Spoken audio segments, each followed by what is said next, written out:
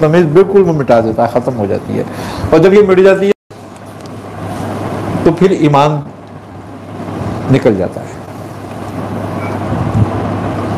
وہ نماز بھی پڑھ رہا ہوتا ہے، وہ روزہ بھی رکھ رہا ہوتا ہے، وہ قربانی بھی دے رہا ہوتا ہے، لیکن سارا کا سارا عمل ساہون ہو رہا ہوتا ہے.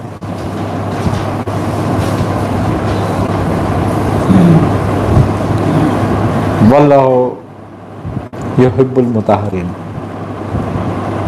اللہ طاہروں کو پسند کرتا ہے، طہارت کر رکھنے والوں کو پسند کرتا ہے.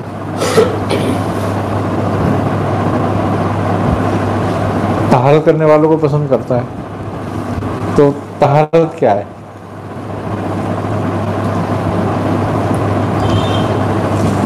ظاہر سے زیادہ اندر کی طہارت ہے.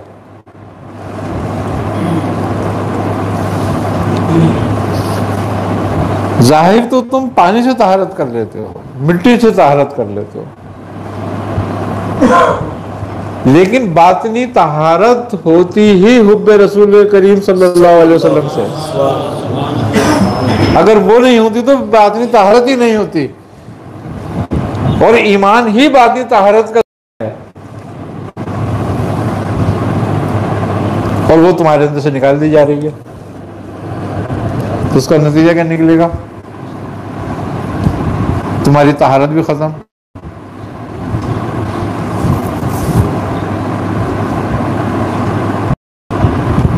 بات صرف یہی ہے کہ جو کچھ تعلیمات صوفیہ کی ہیں، جو کچھ تعلیمات انبیاء کی ہیں، وہ ہمارے لیے مشل راہ ہیں اور ہمارے حق میں سب سے اعلیٰ ہیں. آج دی جا رہی ہے، آج خوبی کی بات یہ ہے کہ ہمیں ان کا درس دیا جا رہا ہے جو سارے بے دین مرے، سارے مولود ہیں، ان کی ہسٹری ہمیں پڑھائی جا رہی ہیں. بھائی ہمارا ان سے کیا تعلق؟ اگر ہمارے ہاں ان سے زیادہ بہترین کردار کے لوگ موجود تھے، پڑھاؤ نا کہ حضرت عمر کا عدل کیسا تھا اور حکومت کیسی تھی، حضرت عثمان کی حیا کیسی تھی، علی کی سخاوت کیسی تھی، حضرت عثمان کی سخاوت کیسی تھی، علی کی شجاعت کیسی تھی، ابو بکر کی صداقت کیسی تھی.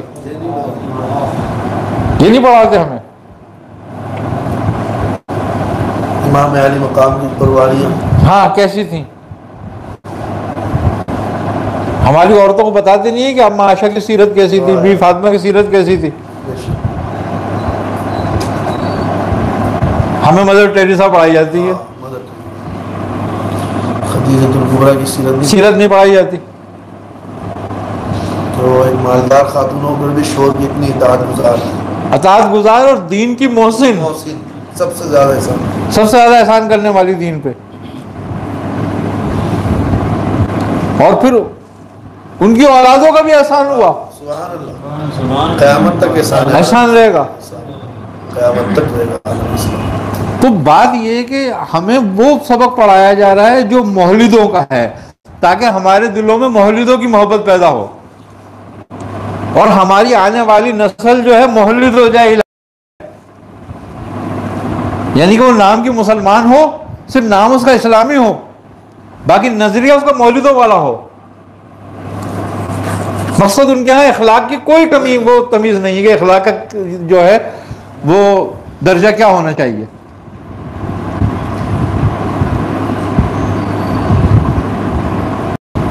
بے دینوں میں کیا اخلاق بے دینوں کا؟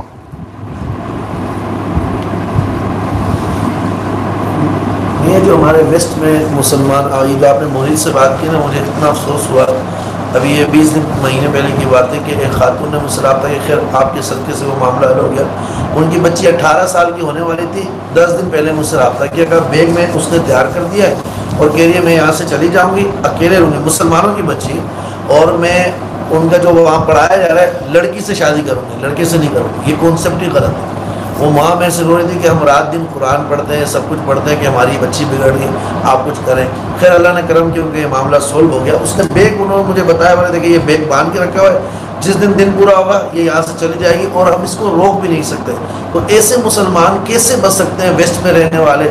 اس بارے میں تھوڑا سا بات صرف یہ ہے، دیکھو بات اتنی سی ہے کہ مسلمان ساری دنیا میں موجود ہیں، ویسٹ میں بھی بہت موجود ہیں. اصل میں ہمیں تعلیم سے زیادہ ضرورت ہے تربیت. جو بچے وہاں پر اسکولوں میں کالجوں میں تعلیم حاصل کر رہے ہیں ان کے گھر میں تربیت کی ضرورت ہے. یہ نتیجہ کب نکلتا ہے؟ یہ نتیجہ جب نکلتا ہے جب اولاد کو اس کے حال پہ چھوڑ دیتے ہیں. آج بچہ کہیں ویسٹ میں ہو کہیں بھی رہ رہا ہے، وہ کافروں میں پڑھ کے آ رہا ہے، آپ اس کو گھر میں آن کے کلمہ پڑھواؤ، نماز پڑھواؤ، ربی کریم صلی اللہ علیہ وسلم کا ذکر کرو، بی بی فاطمہ کا ذکر کرو، اہل بیت کا ذکر کرو، صحابہ اکرام کا ذکر کرو، ان کی کہانیاں سناؤ ان کو، اور ان کی تربیت کرو کہ بیٹا ہمارے طریقہ کھانے کا ہے، ایسے طریقے سے کھانا ہے، یہ بیٹھنے کا طریقہ ہے، یہ بیٹھنا ہے ہم نے ایسے. وہاں بھی دو نظریے کام آئے گا. عصری تعلیم میں کوئی حرج نہیں ہے، ان کے ساتھ پڑھیں، بالکل ان سے اچھا پڑھیں. تربیت ضرور، دین کی تربیت ہو، پڑھائی تعلیم کوئی سی بھی ہو، تربیت دین کی ہو، تو ویسٹ میں کامیاب ہو سکتے ہو آپ. یہ تباہ ہو گیا معاشرہ. دیکھو تعلیم سے زیادہ تربیت اثر رکھتی ہے. تعلیم اگر کم بھی ہو اور تربیت اچھی ہو تو انسان رہتا ہے. لیکن تعلیم کتنی اعلیٰ کیوں نہ ہو جائے اور تربیت نہ ہو تو وہ حیوان سے کم زیادہ نہیں ہوتا. تو بات وہاں پر بھی ہمارے لیے جو ہے سب سے بہترین طریقہ یہ ہے کہ بالکل ہمیں چاہیے. مگر یہاں پہ بھی کہیں نہ کہیں ماں باپ کی اپنی کوتاہی نہیں کیا. اچھا یہ تو دنیا دار طبقہ وہ کس چیز کو کام کرتا تھا کہ جی آپ کے یہاں لوڈ شیڈنگ ہے، یہاں تو لوڈ شیڈنگ نہیں ہے، یہاں کر میں بچے کا ایمان جا رہا ہے، دین جا رہا ہے، اخلاق جا رہا ہے. تو یہ کہیں ماں باپ کی بھی تو غلطی ہے، کیونکہ ماں باپ پہ یہ چیز اسلام نے بھی لازم کیا کہ بچے کی اچھی تعلیم و تربیت کریں. دیکھو بات کیا ہے، بات یہ ہے کہ اسلام کو ہم نے صرف عقیدے کا مذہب بنا دیا ہے. ایسا نہیں ہے، اسلام کا عقیدہ انفرادی ہے لیکن اسلام کا اخلاق اجتماعی ہے. پورا معاشرہ بن جائے گا اخلاق ہو، اخلاق ہو. تو ہم وہ تربیت نہیں کرنا چاہتے. اگر آج ہمارے حکمران اچھے ہوتے، ایماندار ہوتے، اتنے وسائل آپ کے پاس آج سے 700-800 سال پہلے تو نہیں تھے. تو خلیفہ عمر بن عبدالعزیز کے دور میں کیا ہوا کہ مملکت کے لوگوں کا قرض اتارتے تھے. قرض دیتے نہیں تھے، قرض اتارتے تھے کہ قرض اتار دو، جس کے ذمہ قرض ہے اس کو اتار دو قرض. پھر بھی بچ جائے پیسے تو اناج لو، پرندوں کو ڈال دو، غیر مسلموں کو دے دو تجارت. ہاں کیوں؟ اگر ایسے حکمران جیسے ہمیں دیے تھے، اگر ایسے ماڈل حکمران ہمارے پاس آج ہوتے تو آج آپ کے پاس کیا کمی ہوتی؟ آج یورپ والے کہتے کہ بھئی پاکستان چلو.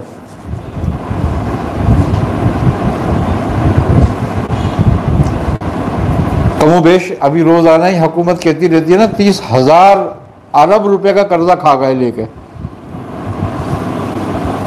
یہی ہوتا رہتا ہے نا. اور اس کا 1500 ارب روپیہ سود میں جاتا ہے.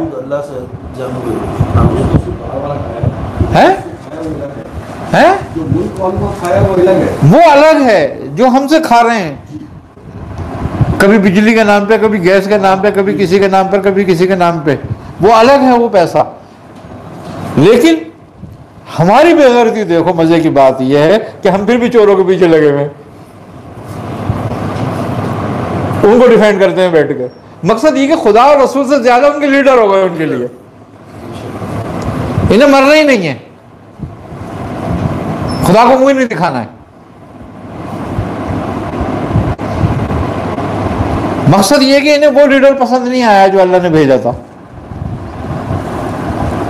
قول و فعل سے تو یہی لگ رہا ہے ان کی چوائس ابو بکر صدیق، عمر فاروق، عثمان ذو النورین، علی کرم اللہ وجہ جیسے نہیں تھے. ان کی چوائس ہی چور چکے ہیں. تو ہماری جب چوائس ہی چور چکے ہو جائیں گے اور بددیانہ اور بدترین لوگ ہو جائیں گے تو پھر مسلمانوں کا حال بھی یہی ہوگا. کیوں کہ حاکم جو ہوتا ہے نا، حاکم ہمارے اعمال کے مطابق ہوتا ہے. اللہ نے حدیث باقاعدہ کہ جیسے تمہارے اعمال ہوں گے ویسے تم پہ حاکم آئیں گے، کیونکہ تمہارے اعمال کے مطابق تمہارے حاکم مقرر کیے جاتے ہیں. تو ہم پسند ہی چور چکوں کو کرتے ہیں، ہماری چوائس ہی وہی ہے. اور چونکہ ہم بھی ہر وقت چوری چکاری کے چکر میں رہتے ہیں کہ بھئی کوئی ڈھیلا حکمران ہو تو کنڈا بھی ڈال لیں، کچھ ادھر ادھر سے بھی کر لیں، کوئی رشوت بھی لے لیں، کچھ غبن بھی کر لیں، جہاں جس کا جو ہاتھ لگ جائے وہ کر لے اور کوئی پوچھے بھی نہیں. تو ہمارے اندر بھی چور موجود ہے نا، تو پھر ہم ویسے ہی حکمران چاہتے ہیں کہ ایسے ہی آئے. تو اس کا نتیجہ ہمارے اعمال کا نتیجہ ہے. تو پھر جب ہمارے اعمال خراب ہوتے ہیں اور ہم ایسے ہی حکمران چنتے ہیں تو پھر ہم پہ آزمائش بھی ویسے ہی آتی ہے، پھر ہمیشہ آزمائش میں رہیں گے ہم. اب اس کی دو حالتیں ہیں، کچھ کو تو بیچاروں کو آزمائش ہے یہ، اور کچھ کے لیے یہ عذاب ہے. آزمائش ان کے لیے ہے کہ جو ان کے ساتھ نہیں ہے، عذاب ان پر ہے جو ان کے ساتھ ہیں اور پھر وہ پریشان ہیں.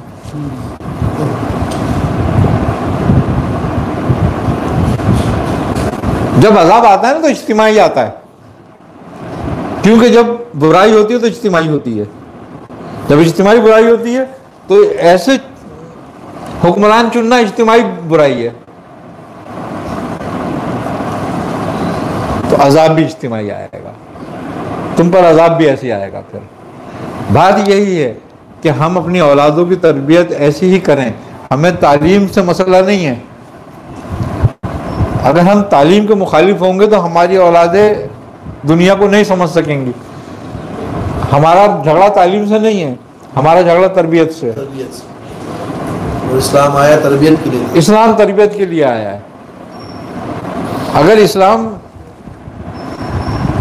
جو کچھ قرآن نے بیان کیا وہ لوگوں کے لیے کیا، خالی مومنوں کے لیے نہیں کیا. جو اس میں تفکر کرے گا وہ نکال لے گا اس میں سے. بات یہ ہے ساری کہ کچھ قواعد اور ضوابط. خوبی کی بات یہ ہے کہ یورپ نے تمہارے اپنا لیے. انہوں نے حضرت عمر فاروق رضی اللہ تعالیٰ عنہ سے کچھ لیے، کچھ حضرت عمر بن عبدالعزیز سے لیے، کچھ حضرت عثمان سے لیے. اس طریقے سے انہوں نے کچھ اصول لے کے اپنے ہاں قائم کیے، معاشرہ تشکیل دے دیا. آج ایسا لگتا ہے کہ جہاں اسلام ہے وہاں مسلمان نہیں، جہاں مسلمان ہے وہاں اسلام نہیں.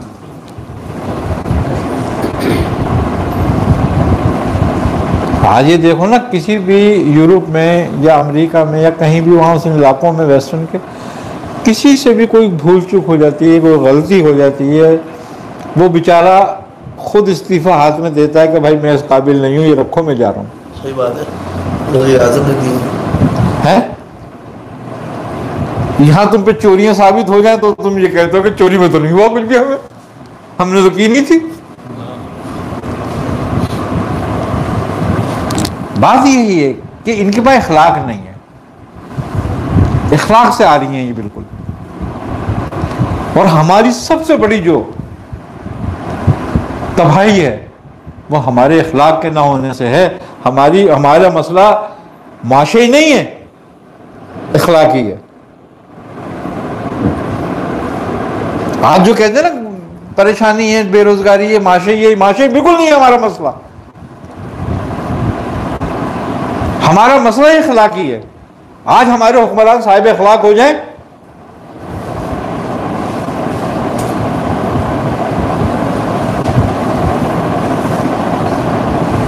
آج ہمارا مسئلہ حل ہو جائے گا.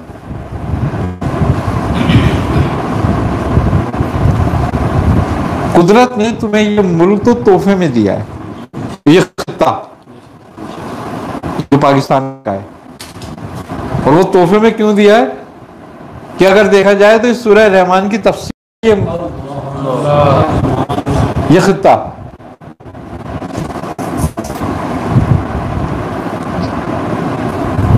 کہ جو معدنیات، جو چیزیں پوری دنیا میں موجود ہیں الگ الگ، وہ تمہارے ایک خطے میں موجود ہے.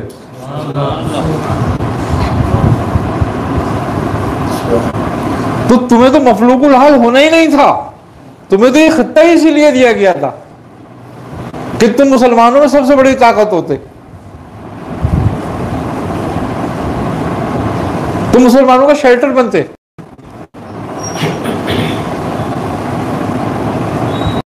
بھی غیرت نہیں تھی جتنی ایک حجاج بن یوسف میں تھی، اتنی بھی غیرت تم میں نہیں ہے.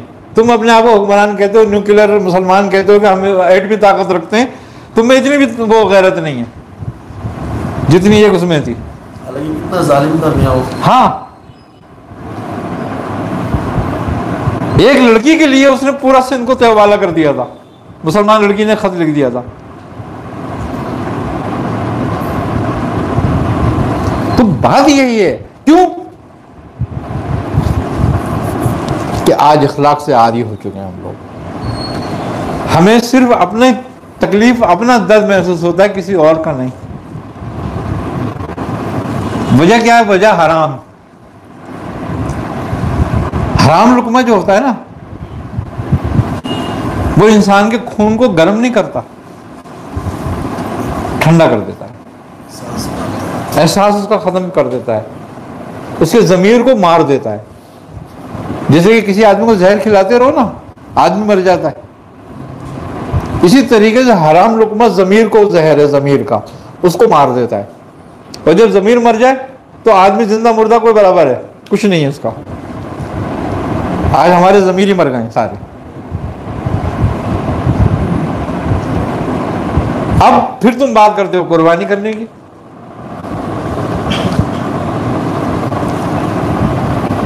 اس لیے تو تم نے جانور قربان نہیں کرے ہوں گے جتنے تم نے مسلمان قربان کر دیے.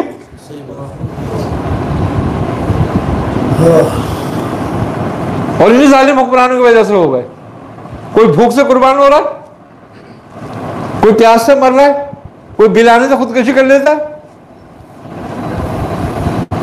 تو تمہاری وجہ سے ہو رہا ہے سب کچھ یہ. ورنہ غریب اور نادار کی ذمہ دار تو مملکت ہوتی ہے.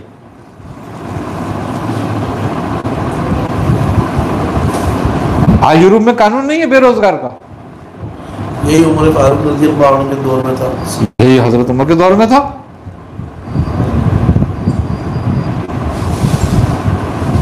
تو بات صرف یہی ہے کہ ہم نام تو اسلام کا لیتے ہیں لیکن اسلام سے عاری ہیں.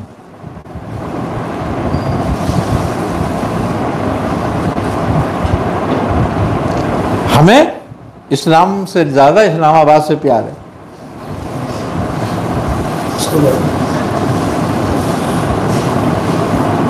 توکل اور رضا نہیں ہوئی آپ کی ابتدا والی بات. اللہ پہ بھروسہ نہیں، امریکہ کے پاس جا رہے ہیں، چائنا کے پاس جا رہے ہیں، اجتماعی توبہ نہیں کر رہے ہیں کہ اللہ تعالیٰ غیبی مدد کر دے، ہماری دعا نہیں کرائے. دیکھو بات یہ ہے کہ مظلوم مسلمان جو ہوتا ہے وہ لڑ کے یا مر کے اس آزمائش سے نکل جاتا ہے. صحیح بات. ٹھیک ہے نہیں؟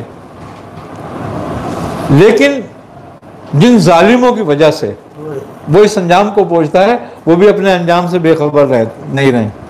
ان کا بھی انجام برا ہوگا جو اپنے بھائی کی مدد نہیں کرے گا، جو اپنے بھائی کی مدد نہیں کرے گا. انجام ان کا بھی. ہاں، مسلمان اگر مسلمان پہ ہوتے ہوئے ظلم پر خاموش رہے تو وہ بھی اپنے انجام کی خبر رکھے. اور بات یہ ہے کہ جو مسلمان اپنے مسلمان بھائی کے دکھ پر خوش ہوتا ہے تو اللہ کا غضب پھر اس کو پکڑ لیتا ہے. اس کو تو دنیا کے غضب نے پکڑا ہے، تجھے اللہ کا غضب پکڑے گا. وہ تو چھوٹ جائے گا پر تو نہیں چھوٹے گا.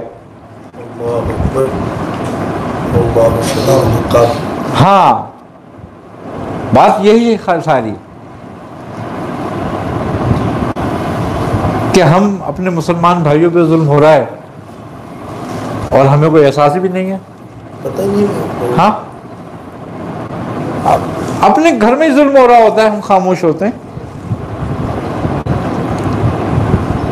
تو بات یہی ہے کہ ظالم حکمران کا ساتھ دینا بھی ظلم کے ہاتھ مضبوط کرنا ہے. چور حکمران کا ساتھ دینا بھی چور کے ہاتھ مضبوط کرنا ہے. مسلمانوں کو اپنا قبلہ اور کعبہ درست کرنا پڑے گا.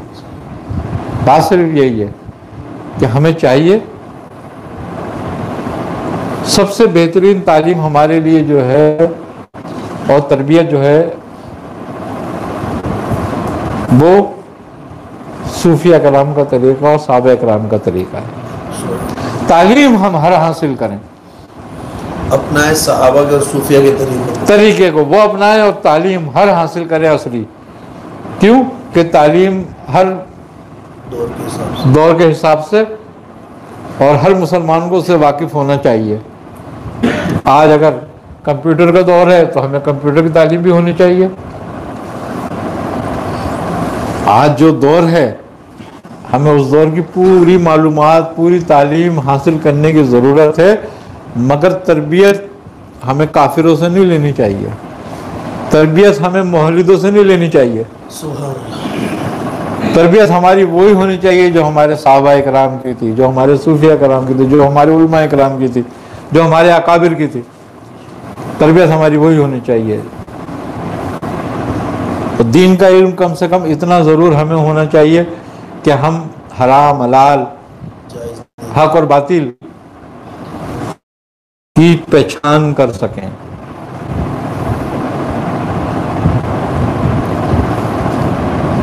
سب سے بڑی بات یہ ہے کہ مسلمان اگر رزق کا خوف کرتا ہے تو پھر سمجھ لو یہ اللہ کی طرف سے اس پہ عذاب ہے. مسلمان اگر رزق کا خوف رکھتا ہے تو میرے کو روزی نہیں ملے گی یا میں بھوکا مر جاؤں گا، یہ عذاب ہے اس پہ، یہ اس پر اللہ کا عذاب ہے. اور نہیں مل رہا ہے تو آزمائش ہے، ایک دن دور ہو جائے گی، لیکن یہ خوف کبھی دور نہیں ہوگا، یہ عذاب میں رہے گا. چاہے تیرے پاس کتنا ہی رزق کیوں نہ ہو تو خوف میں رہے گا. تو رزق اللہ کا، ہاں جب تک اس سے نہیں نکلے گا نا، اور وہ کہتا ہے میں نے تیرے لیے مرنا ٹھہرا دیا،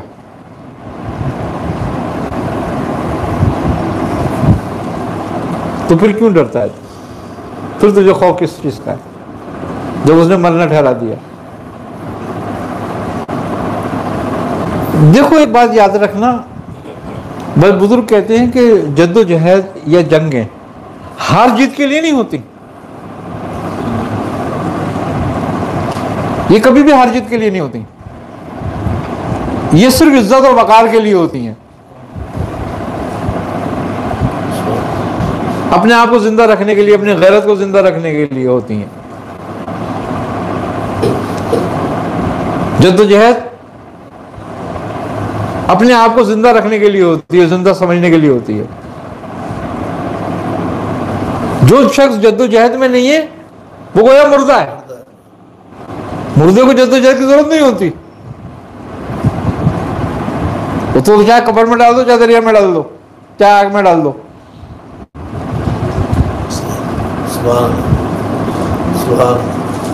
تو جد و جہد جو ہے، کیوں اللہ تعالیٰ کہتا ہے کہ اور خدا کی راہ میں مجاہدہ کرو؟ مجاہدے سے مراد یہ نہیں ہے کسی کا جا کے سر پھوڑ دو، کسی کا جا کے گلا کاٹ دو، بلکہ مجاہدے سے مراد یہ ہے کہ خود مرنے کے لیے تیار رہو حق کی خاطر. اور جو مرنے کے لیے تیار رہتا ہے جیتا وہی ہے. جو مارنے کے لیے تیار ہوتا ہے وہ زندہ نہیں رہتا، بلکہ جو مرنے کے لیے تیار رہتا ہے وہ جیتے ہیں، اور وہی عزت الوقار رکھتے ہیں اپنے اندر. اور اسلام نے بھی ان کو ہی زندہ بولا، شہداء کو. تو بات یہی ہے ساری، ہم نے چونکہ ہمیں سود کا، حرام کا اتنا کھلا چکے ہیں کہ اب وہ ہمارا خون ہو گیا ٹھنڈا، ہمارے احساس ہو گئے ختم، کچھ بھی کہیں ہوتا رہے ہمیں کوئی مطلب ہی نہیں ہوتا. ہم ساتھ چور چکوں کے دے رہے ہوتے ہیں، اس میں مستے اپنی مستی میں مست ہیں.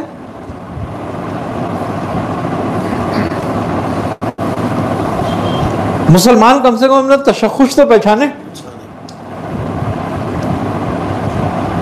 کیا اس کے لیڈر وہی ہیں جو زانی ہیں، شرابی ہیں، راشی ہیں، چور ہیں، اچکے ہیں، ڈاکو ہیں، ایمان کا نہیں پتا نہیں، جنہیں ایمان کا، خدا کا، رسول کا نہیں پتا؟ کیا یہی لیڈر ہیں مسلمانوں کے؟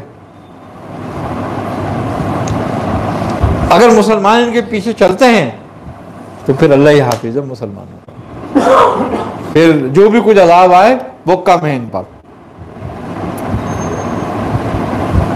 کیونکہ جس کو یہ تمیز نہیں ہونا ہمارا لیڈر کون ہے، جس کو یہ تمیز نہ ہونا کہ ہمیں کس کے پیچھے چلنا ہے، اور یہ ہمارا اپنا بنایا ہوا قانون نہیں ہے، یہ تو قانون ہمیں اسلام نے دیا ہے کہ کس کے پیچھے چلنا ہے، تم نے نہیں ہے. صاف کہہ رہے ہیں نا، اطاعت کرو اللہ اور اس کے رسول کی اور ان لوگوں کی جن کو امر دیا گیا.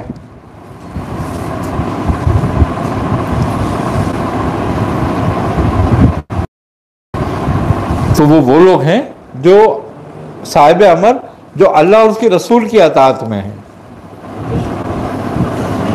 وہ ہمارے لیے صاحب امر نہیں ہے جو اللہ اور اس کے اطاعت سے نکل کے کسی مشرک اور مرتد اور مولود کی اطاعت کرے.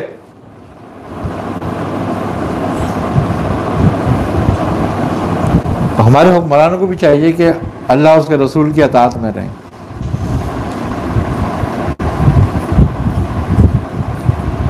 تو سیدھی بات یہی ہے کہ ہمیں خالی قربانی پہ چھری نہیں پھیرنی، بلکہ اپنی خواہشوں کو اللہ اور اس کے رسول کی رضا کی چھری کے نیچے رکھنا ہے.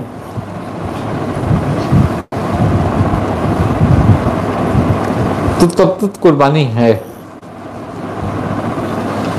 نہیں تو تم کسی بھی پیسوں کا لا کے جانور بہا دو، خون، بس ہو گئی قربانی.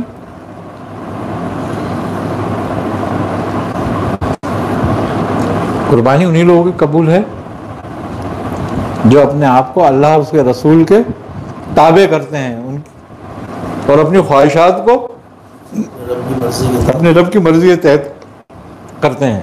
پھر اس کا چھری پھیرتے ہوئے اچھا لگتا ہے جانور.